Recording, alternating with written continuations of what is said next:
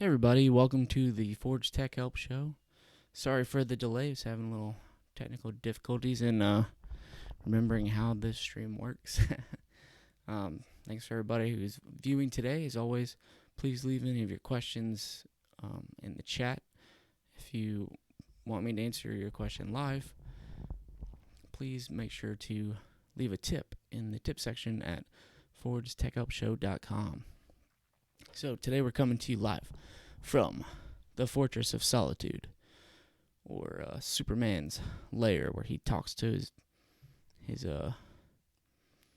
dad, his virtual dad. So we got some great news today. We're gonna go over some new apps, some tech I like, some books I like, and let's get started.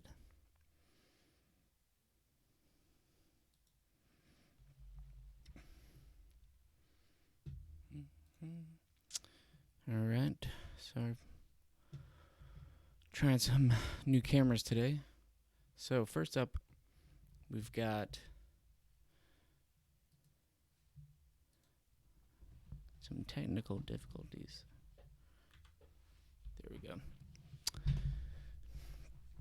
So first up, we have this new, coming from Search Engine Journal. We've got this new app that's out. It's all the rage. It's the new social media for you to hate, and that is Byte. It's not TikTok. TikTok is old news. We got Byte now, which is sort of like TikTok. Byte is actually from the original founders of Vine. If anybody's ever heard of Vine, it was a very popular app, and then it was purchased and shut down. And I think the founders did not like that, so they finally put together a new app for you to use. I have seen a lot of reports though that there's a lot of spam comments coming through, so it must be really easy for bots to connect with. But this is your new tool to hate or love that you can use for your business. Okay, looks like full screen's not going to work. And next up, actually both of these apps are kind of for home and business, so I figured I'd cover it kind of in sequential order, back to back. So from I got this article from Mac Rumors, but I initially saw this when the iPhone 11 Pro was launched, and there's another YouTube channel from iJustine. She's got tons of followers, and she has a good demo on this app. So this app's actually from Filmic Pro, and they make video recording apps for your iPhone. They do pretty good professional quality. And in the iPhone 11 Pro video, they showed all these cool captures of all the 4 different camera angles that you have on that phone. And that's front facing, and then 3 on the back. And so this article, all these articles I'll post later. This article from Filmic Pro for their new app called Double Take. And this one's free. The Filmic Pro app is paid for. But as you can see in this little screen cap, that you're going to get your front facing and 3 other camera angles that you can use. And this would be good for like kind of what I'm doing. If you're doing it with another person maybe, or you really need to show what's on the other side of the camera. And it does a bunch of different side by side, top and bottom, different angles. You can save directly to your phone. I believe you can also save to Dropbox. I used to use it when I first started my channel, so I was just using my iPhone to record everything, and it made it a lot simpler. But when it comes down to doing all these kind of things, it's a little bit harder. But I'm interested to see what it can do in the future, and what we can do with these phones that basically have a really good quality cameras built into them. Obviously, you have to know how to use them right, or you're not going to get good quality. So, all right. So next up it's kind of an old one, but I figured I'd go back to it because I got a letter in the mail from the residents in my neighborhood, even though I don't have a homeowners association. I assume it was just a marketing thing from Ring to promote their neighborhood app, which basically is an app that connects with your Ring doorbell to show what's going on in the neighborhood so you can know if something bad's happening. And that video is then shared with the local sheriff's office or authorities.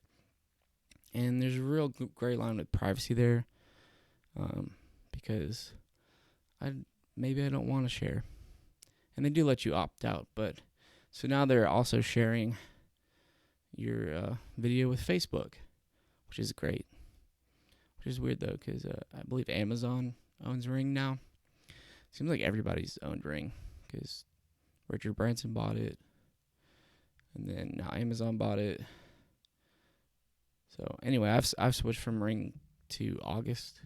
I'm sure they'll have something come up where I want to switch again. But according to this article and the Electronic Frontier Foundation, they are now sharing what you do online somehow. Or Facebook tracks what you do online.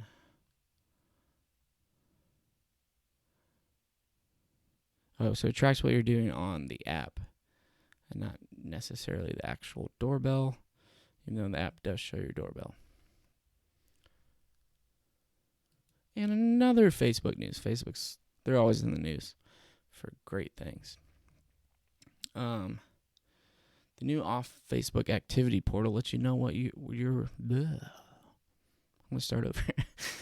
The new off Facebook activity portal lets you know where you're being followed.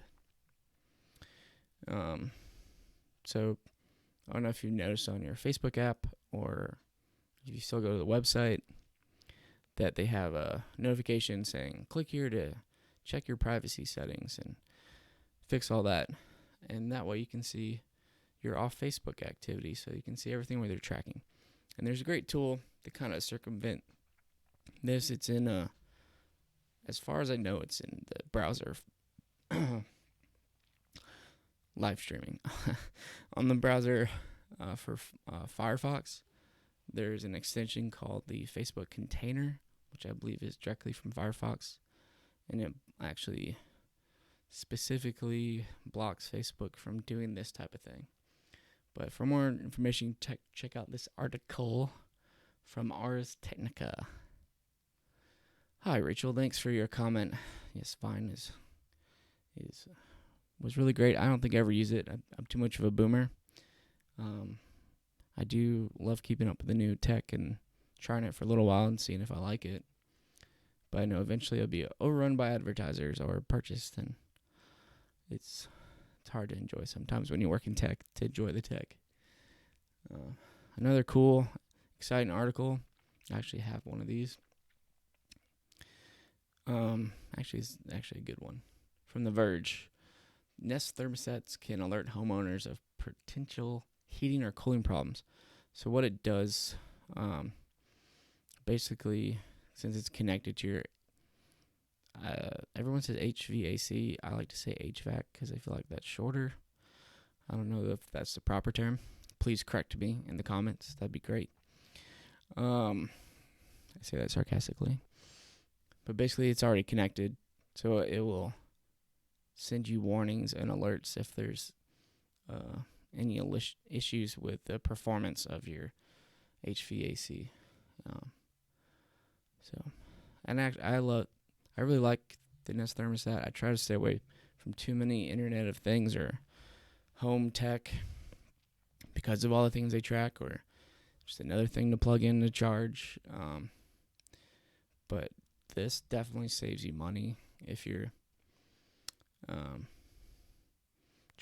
if your biggest expense is your power bill for your AC, especially if you live in North Florida where it's cold and hot alternate days. Like I'm wearing a jacket now, but I think a couple days ago I was wearing shorts. This is a good tool, or good thermostat. That's the word I was looking for. And basically it can, like, if you leave your house, it'll go on standby mode and kind of turn off, or it'll actually stay at the temperature that you set it to. versus some other ones. So for more information, check out this article from The Verge.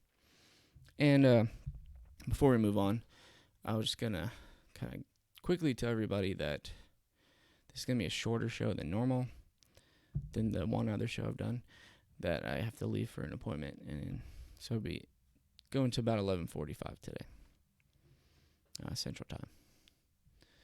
This next one is pretty cool. I don't know if y'all know about Vimeo.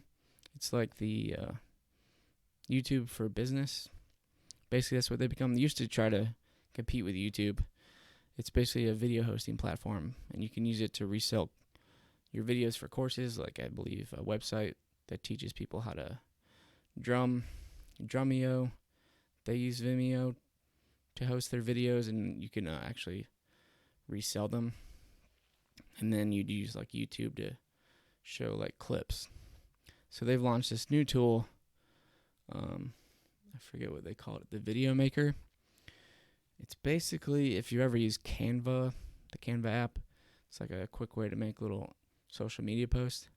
So this one is video based. So let me get over. I don't know if you can kind of see that one. So basically, it's got this video. I haven't used it a whole lot to see if you can change the actual video to another stock video. But it's good. Little promos right there. Hopefully you can find one that fits your business. If you let's try another one. So basically it sort of gives you like a little marketing program. I'm not sure how much you have to be connected to Vimeo to use it, but obviously they're doing something to get people to use Vimeo more. So definitely check that out. That's called the Vimeo Maker.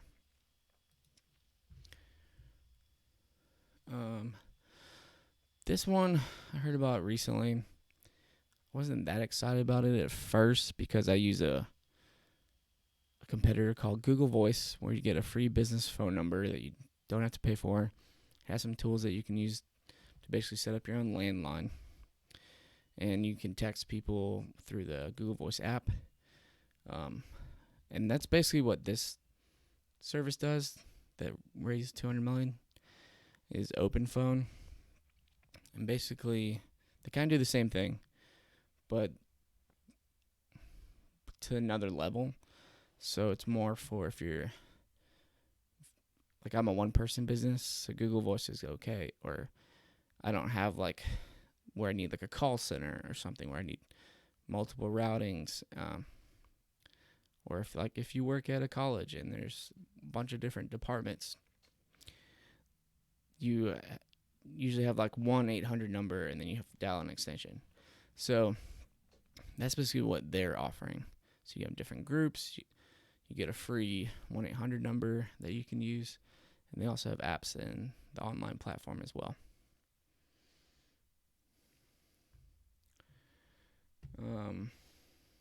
Let's see what else. Let's go to their website. I love the TechCrunch articles because they put the links to what they're talking about at the top, so I don't have to read them in depth. So the new phone for business. Doing a free ad for you, openphone. So you get private and shared phone numbers. I can see myself upgrading to this eventually. This one is the other thing. It's not free. It is, I believe it was $10 a month, and I'm sure they have other tiers that you can upgrade to. But there's a lot of tools like that, like Grasshopper.com has those kind of things. I use a call answering service because I don't have a receptionist.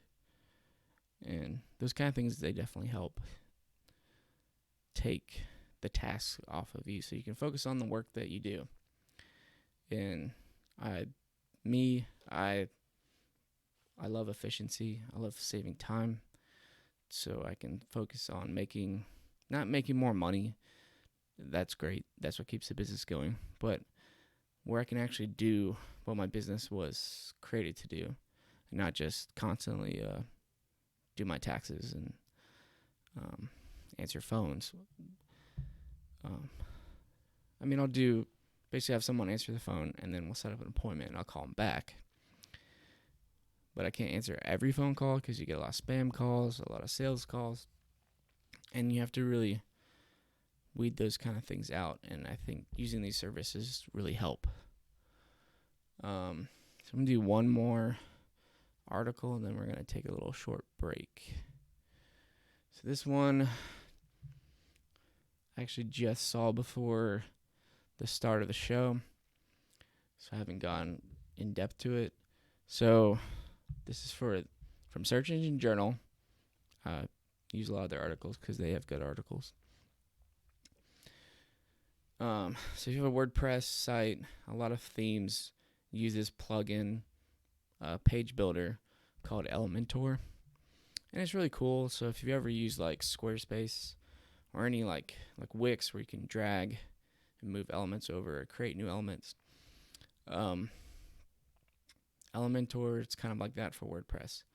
So there's a new page builder plugin vulnerability, and that's like every plugin for WordPress. And everybody loves WordPress, but I don't love constantly having to keep it up to date and secure. But that does pay the bills, I guess. So we're actually going to dive into this one together. So it's exit. So it allows a hacker to run a script from another site to do things. So it has cross-site scripting. So I'm sure some sort of permission issue.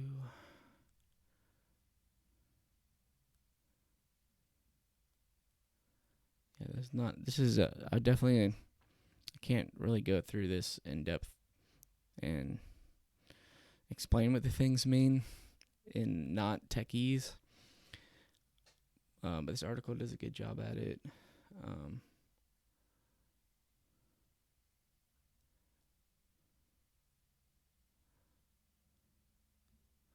Basically, what it's saying is just update your Elementor plugin. I would, if you know how to do it, is update it by deleting the old one and then update a new one. So then you don't risk any of the old files being left over and being open to this cross-site scripting.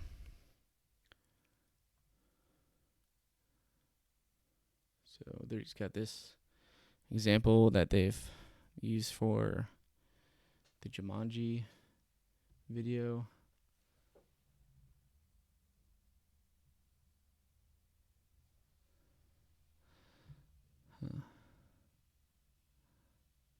So it looks like it hasn't been officially exploited. Some researchers or other users have found the bug and have let them know. And they did publish an update. The vulnerability does affect version 2.8.4 and older. So if you have 2.8.5, the current version, you should be okay. So basically, for WordPress, definitely make sure you keep everything up to date. Make sure you have very secure passwords, good permissions in all your files, if you know how to do that on your server. Because WordPress sites get attacked a lot. That's why I always liked Drupal, and Drupal 8 has made it a lot more like WordPress. So they're getting to where people actually want to use it. Developers love it because it's a lot more secure. And you can customize it a lot more so then you don't even need as many plugins. So that's just one I found today, and I thought these ones are kind of important because say you have your own home blog and you're using Elementor or a theme that you bought that has Elementor, you want to make sure that's updated. And definitely, if you have a business and your website's using Elementor, you want to make sure it's updated, because you definitely don't want to,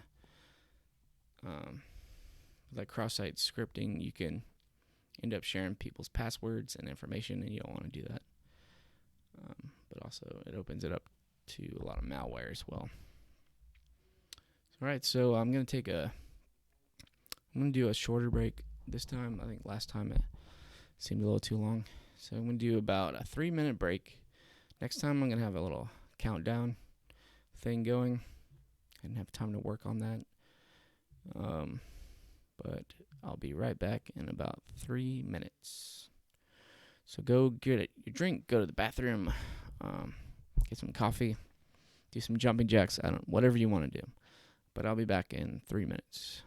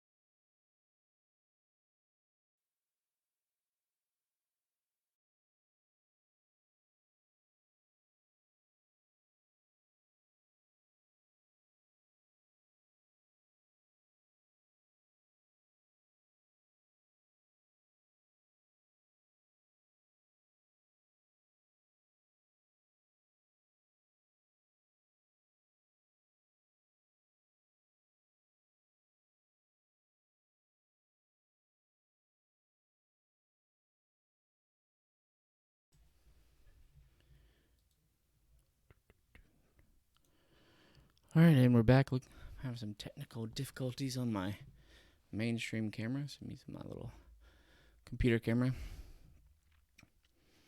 I hope you had a great break. It got me some Pure Leaf tea, unsweetened, with stevia. All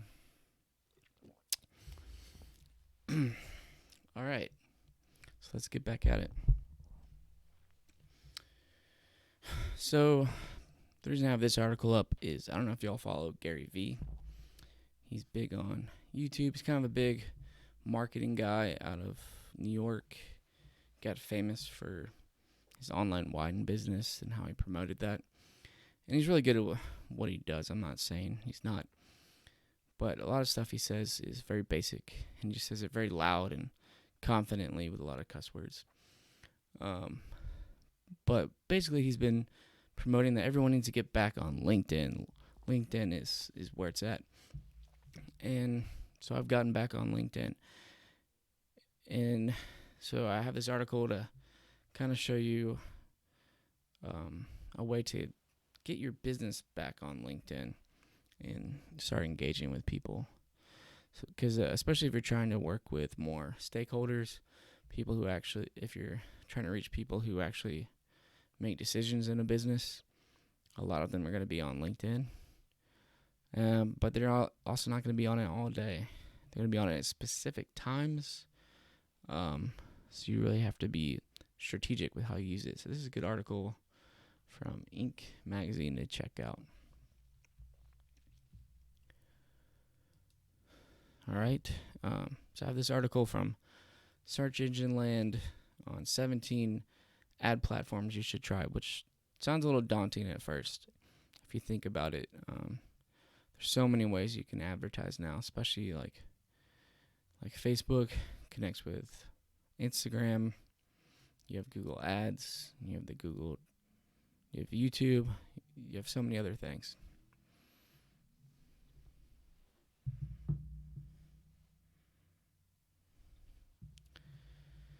And so here's 17 platforms you can try. So first up, Microsoft Advertising, which I guess they've renamed because it was Bing Ads last I checked. But I guess the reason maybe they rebranded is now they do so many ads on Windows 10 now that they're probably connecting with that as well now, which I never click on. Apparently some people do. But they also could connect with Yahoo and AOL's ad platform, which didn't know that I know AOL exists as a company, but I didn't know they still existed as a search engine. AOL actually owns TechCrunch, who had a previous article about. So they have 116 million daily users, 5.5 million desktop searches, and 36% of the overall desktop search market. So that's a little cool marketing numbers, I guess. So especially if you're targeting people, maybe an older generation that still, I still search on the desktop. I guess I would be considered that older generation. But these are people, typically when someone searches on the desktop, they're either, that's all they know. They don't know to use their smartphone, or they're directly looking for a specific product to buy and to learn more information about it. So if you're trying to target people with that plan in mind versus doing more of like a branding campaign where it's more broad and you just kind of want to reach everybody and let them know you exist, if you're being more specific, Bing is something to look into. So then they list out some ways that you can do that by generating more phone calls, engagement, bringing foot traffic. Another sort of promotional platform is Bing Places for Business. It's like Google My Business, where you verify your address and they show it on any platform that uses the Bing Maps, or people searching on Bing for local businesses. So if you're trying to get local, also look into that because that one's free. They also have the Bing Webmaster Tools if you want to submit your site to Bing. Definitely want to set up your site for that because that's free as well, and you get sort of like their version of Google Analytics from it.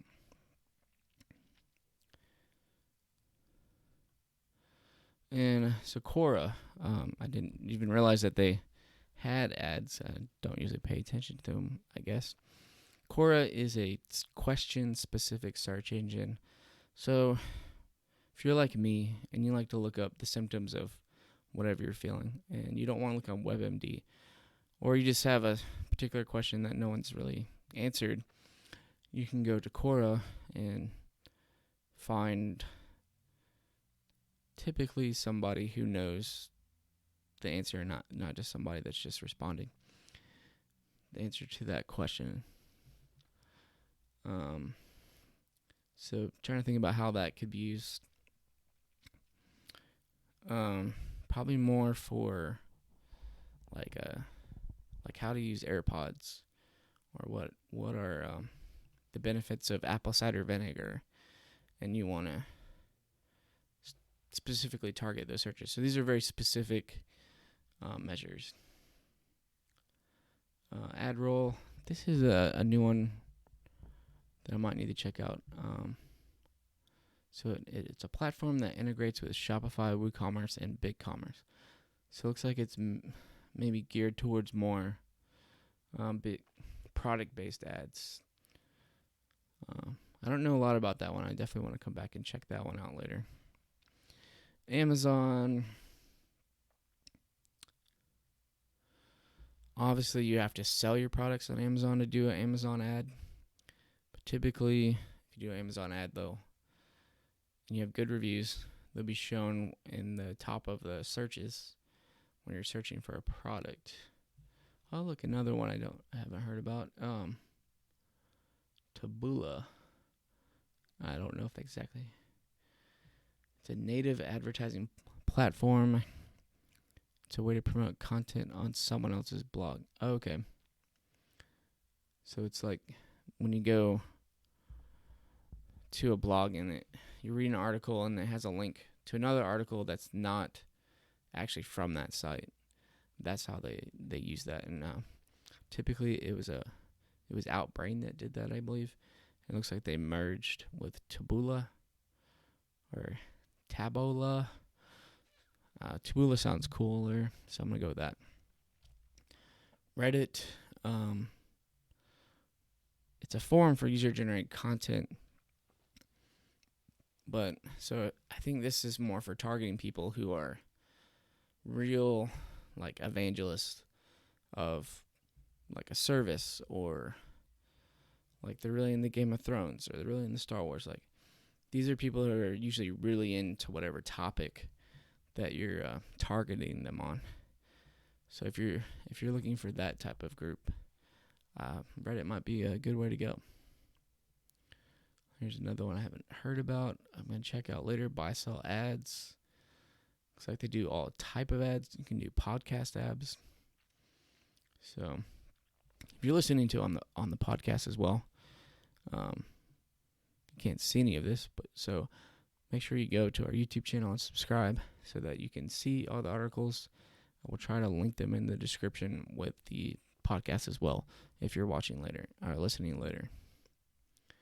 Info links.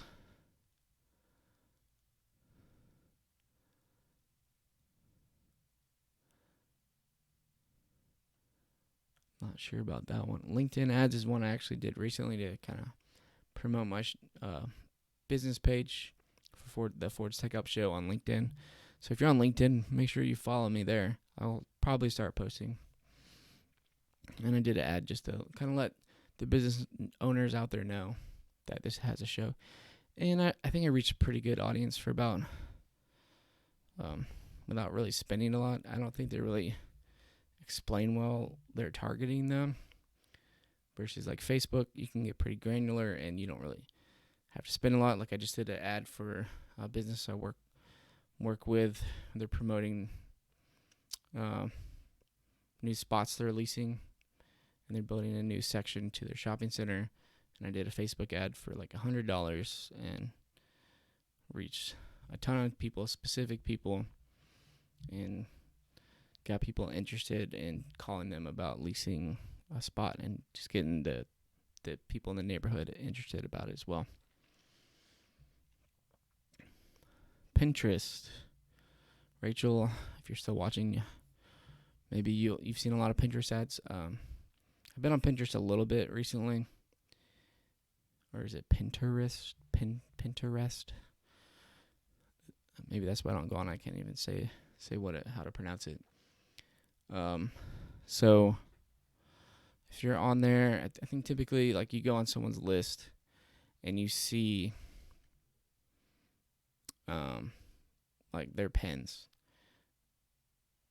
and you click on that pin, and then you'll see like what looks like more pins of theirs, but they're really ads for another site. They really kind of stick in there, so you don't even notice them a little bit.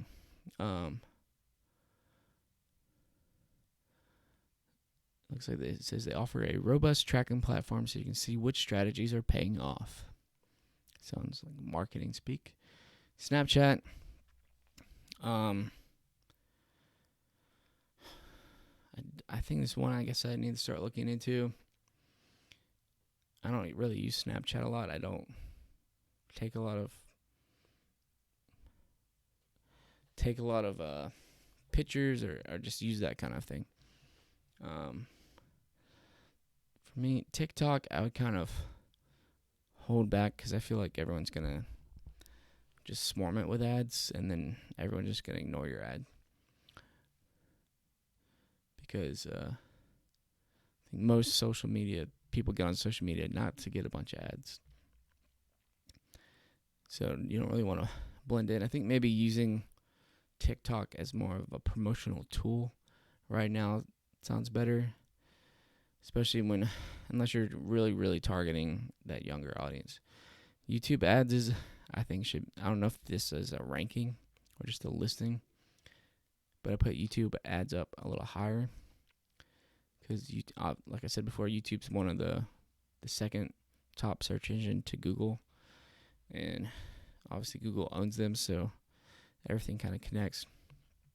But I would recommend not doing a Google ad. This is directed to NBC Universal. If you're watching somehow, is not doing a YouTube ad that's 43 minutes long that comes on during the middle of a video that you actually want to watch. Because I'm going to skip it every single time that it comes up, and it makes me not to want to watch, nor is Infinite Playlist. So, sorry for that rant right there. But yeah, YouTube's got a really large audience, got a really large following.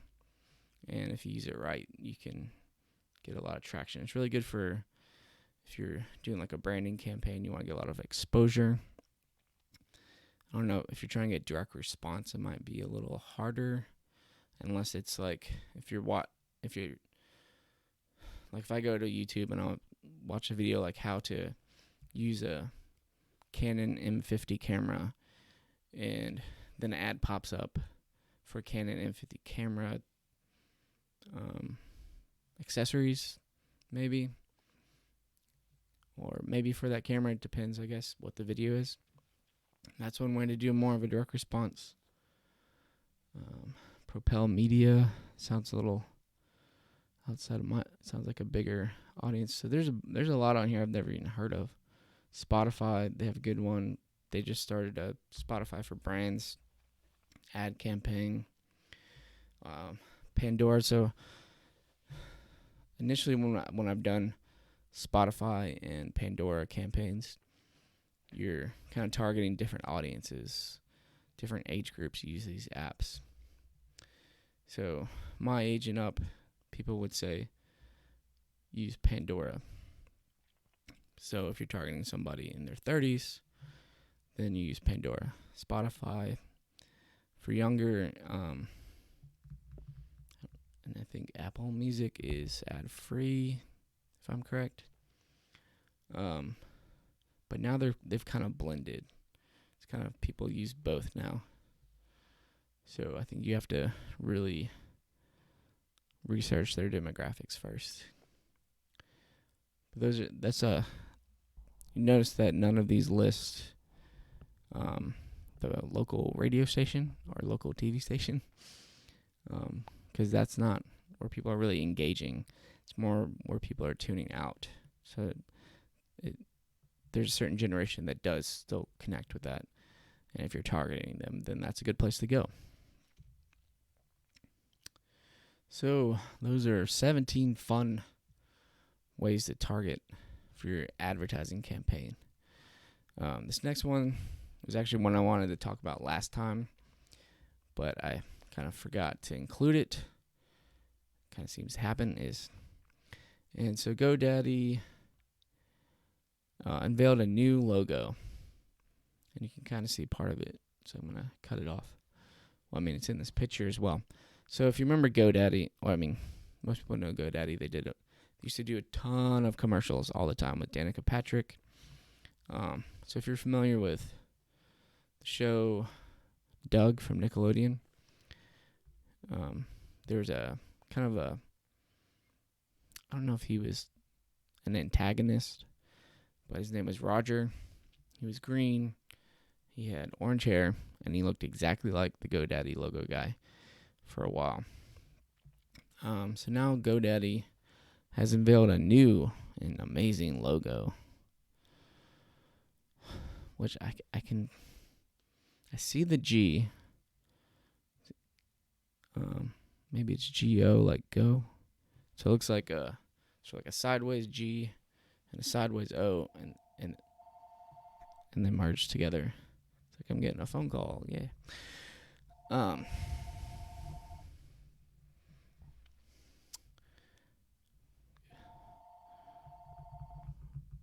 So to remember that for next time. So GoDaddy's got a new logo. And so it's sideways G, sideways O. And I don't think it's that great. I know there's a big thing for simple logos now. And so they're trying to rebrand and sound cool and hip. And I'm just not getting the vibe.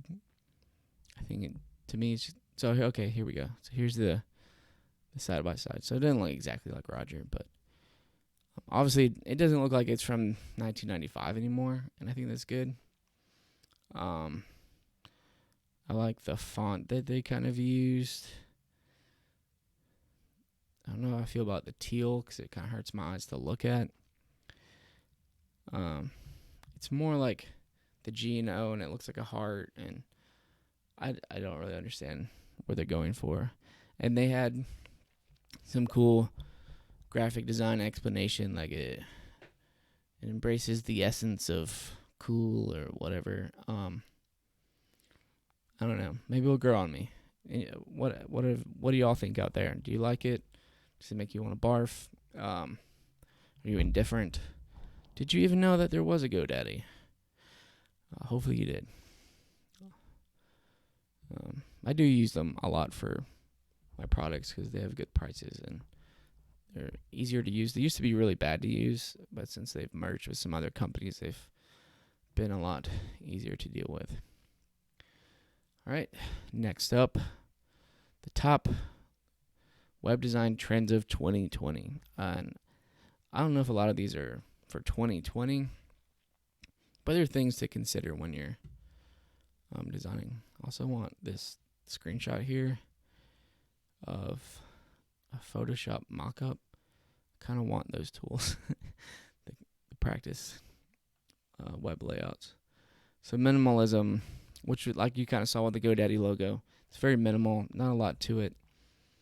So, and this will kind of go with one of my books I suggest, you want to be very simple and direct, help people find what they're looking for, and then help them make that transaction or interaction or conversion versus having all this cool stuff and lights and flashes, and it's just going to be overwhelming and people will just go away because you got to realize that a lot of people are not going directly to your homepage. They're going to search for you, and like they want to know when you're open, And if you don't take them directly there, or you have a bunch of stuff distracting from that, then they're going to give up after a few seconds and go somewhere else. Can see it. So there was a big trend, and it's still going on now. So you have kind of flat icons, sort of like the GoDaddy logo, where it's just kind of bland and flat. Those were really used a lot. Now it's more like custom drawn. So I guess it looks more like a sketch icon. So it's like a Facebook icon or like a handshake icon. They're sort of like emojis, but for very specific things.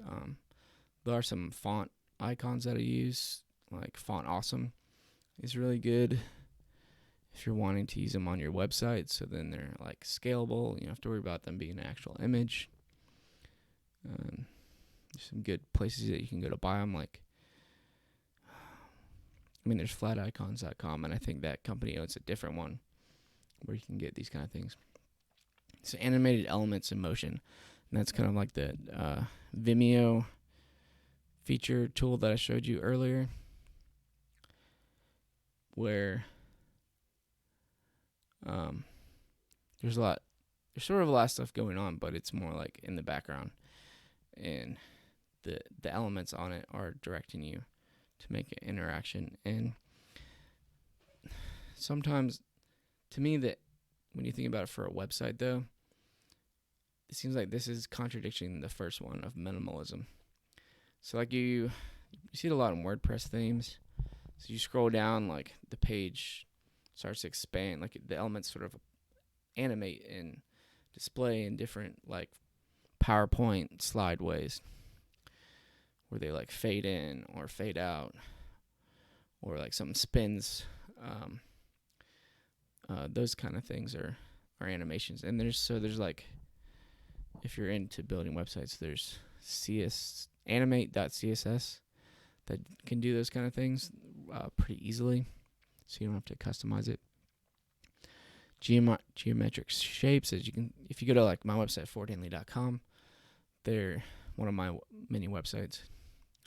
You can see like kind of a use of geometric shapes to kind of fill in white space on the site and kind of direct people, because you want everything that's animating to direct people to make an action or to go to where you want them to go, versus being like I don't know, it made me think of for some reason Zoolander, where Mugatu has them in that room and the thing starts spinning and then the video starts. It just seems really distracting. So those are some trends to look out for when you're making your website this year. This next one's actually another podcast. I thought it was going to be an article from Digital Marketer. So it's their 2020 SEO strategy. So if you're first listening to this, if you've gotten this far, you've already listened. Looks like I gotta start wrapping up. Looks like I'm going over my time. Yeah, so check out this podcast after you listen to mine. So last up, we got a book I like and tech I like, and I'm going to go through it really quick because I have to go to an appointment. So this next one, if you've ever read the book Blue Like Jazz or heard of the author Donald Miller, he has gotten into his own marketing business. It's came out a few years ago, but building a story brand, clarify your message so customers will listen. And that kind of goes with these last couple of things, like the minimalism, being direct, and helping people know what you're about and how you can help them. That's a really good book, and he has like a workshop you can go to and learn all these things. I believe it's buildingastorybrand.com. I'm hoping to be a coach for him eventually. It's a little pricey, but I love that book. And this is sort of a home tech, business tech. If you don't like paying monthly for your internet modem, it's usually about $10 to $20, or you really need to get a new one, I would get the Surfboard DOCSIS 3.1. At least it works for Cox cable where I am for business and home. Seems to be that Cox is very particular on what modems you can use. So there's different models, so I would check with them on what models they approve. But basically, you like, I bought my own modem that I'm gonna, like, I've had mine for like 5 years, and so I'm saving, $20 a month for 5 years versus paying them. There's a little work, they'll probably make you work to cancel that fee. But definitely, if you can, get one of these. It's just the modem. It's not the router. Just the modem's the part that connects to your actual cable, coax cable to bring in the internet. But it has DOCSIS 3.1, so you can eventually upgrade to fiber optic internet if it's available in your area, which is crazy fast. That's like the 1 gigabit internet. So anyways, to wrap things up, this has been a great show. Ford's Tech Help. Thanks for bearing with me through the technical difficulties. As we go, we're going to get better. And if you have any questions, you can check me out on all the links below on the screen, and I'll post these links to the articles later. All right, and have a great day.